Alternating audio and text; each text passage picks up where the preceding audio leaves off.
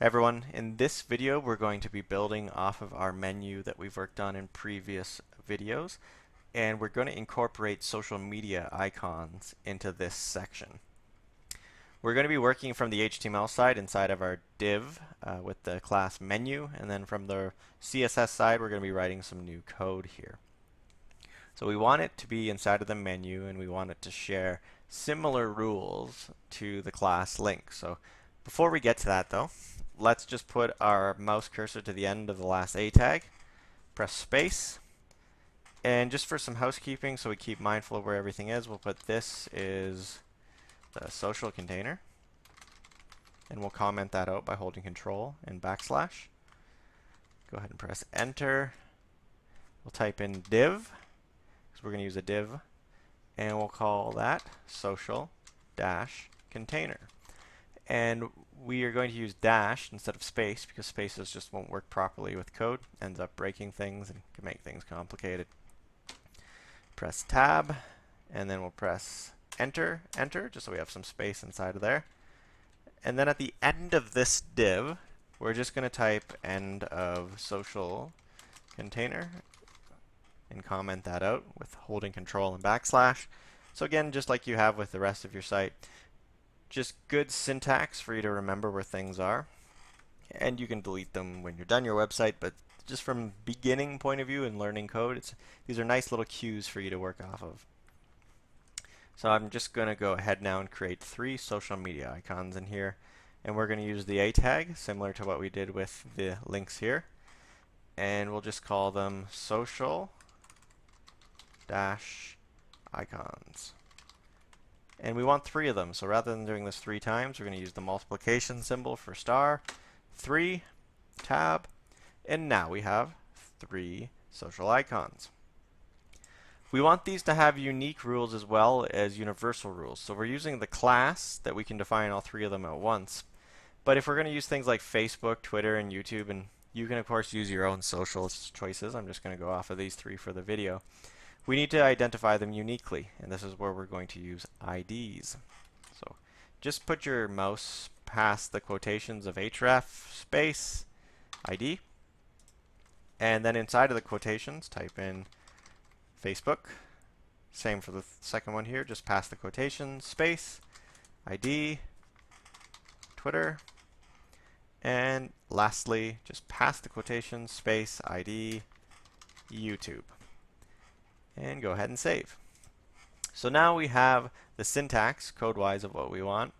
And just to make this a little more identifiable, inside the Facebook A tag, type in F, similar to what you see for social media icons. Inside Twitter, T, and inside of YouTube, we're going to use a play icon. And to do that, you can either Google play icon, or you can use ASCII codes, which is holding Alt, type in 016.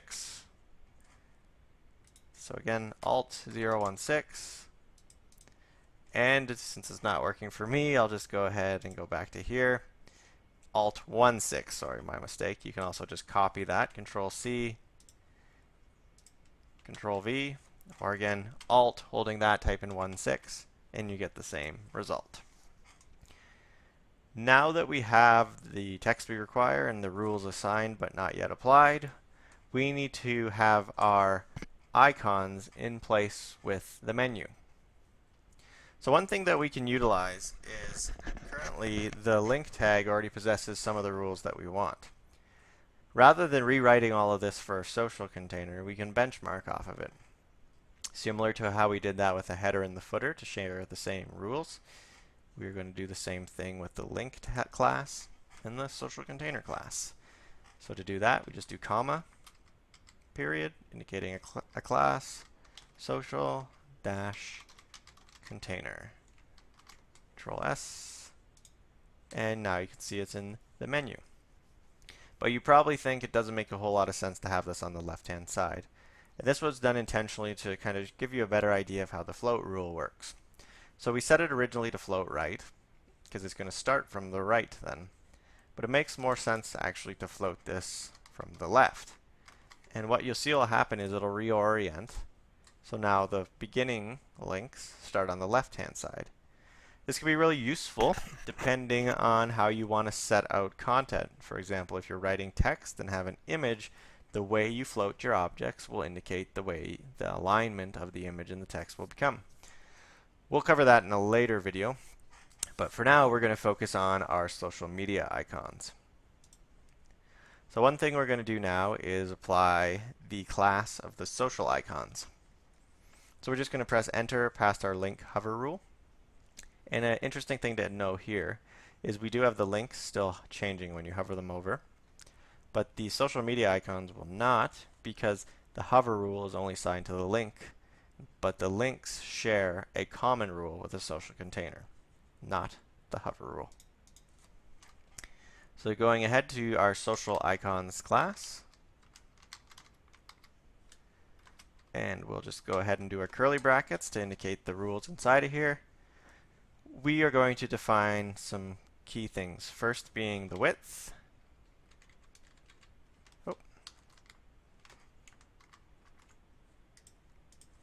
Width of 35 pixels, just a nice clean size. Height 35 pixels, so it is the same size. And just so we can see this, we're going to do background. I'm just going to do a color picker, making everything in line with one another color-wise. We will change the color of this later, but just to kind of give you that kind of look and feel of what's happening right now. And similar to what we had with the links, where the height would not change until we define the float, we're going to do the same thing with the A tags or social icons. I'm going to do float left, and you'll see now the size will happen. They may be out of alignment, but that's the next rule that we're going to do, and that is line height. So we're going to define the line height, and to make this simple, you just make it the same size as the height of the object it's contained within. So 35 pixels. Again, we save and go out. Now it's nicely aligned within there. Now we are going to just have to do some simple math here. We want obviously these A tags to be vertically aligned in the center and then spaced against each other nicely. So we're going to define the margin here. And just doing some fuzzy math here, if the header is 70 pixels, it's already 35. 35 to the remainder of that divided by 2, 17.5. So we want the margin 17.5 pixels on the top. And why don't we do, maybe 5 pixels apart from one another and save that. And we're starting to get somewhere. We're probably going to need to do maybe a little more, like 8. We'll try that. Too much. That's the good part of testing. Try 7. Almost there. We'll do 6, and that should do it. Now we have our social media squares. Not quite really anything special yet, but getting close. We're going to make them all consistent, and that'll be the color of white. And we got to get rid of that text decoration, the underlining again. So text dash decoration, none. Control S. And now you can see our icons look like they're hyperlinks. Still haven't defined anything yet in there, but we will. And we're going to make them look a little more like a social media icon. So code by default will make everything squares or rectangles. We need to make this look a little more rounded. Some icons typically have that rounded radius around the corners, which brings us to the next CSS rule we can utilize with here, and that is border radius. This allows you to bend the edges of objects in HTML. So if we do 10 pixels, for example, you'll see all corners of this are going to get bent, and we save. They're beginning to become round. And just to give you a little further context of how this works, if I did 10 pixels and 100 pixels, you can see now you get these kind of morphed styles. But for the sake of what we're doing, it's not really necessary. But just, again, a quick fact of how that works.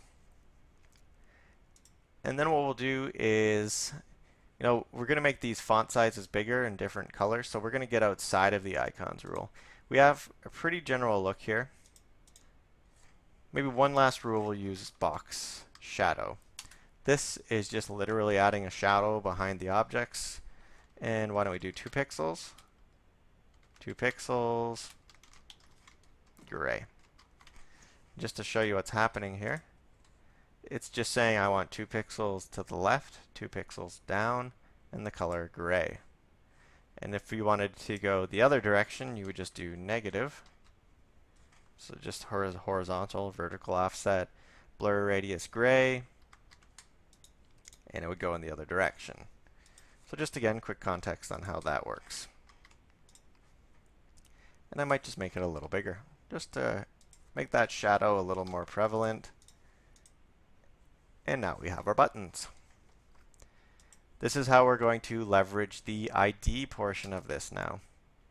So to do an ID is again hashtag first, and we'll do Facebook. Hashtag Facebook. And we do our curly brackets. First things first, we probably want to make the font size of this a little bigger. So font size, why don't we try 20 pixels? Almost there, maybe 27. A little too much, which is fine. Change that to slightly smaller. And now we have a nice kind of larger text that's recognizable. And although we have a default background, we can make unique ones with an IDs because it will set precedent over top of a class. Facebook's kind of on the purpley blue. It's not perfect, but it'll at least give you context. Now we have some unique styling for that Facebook icon.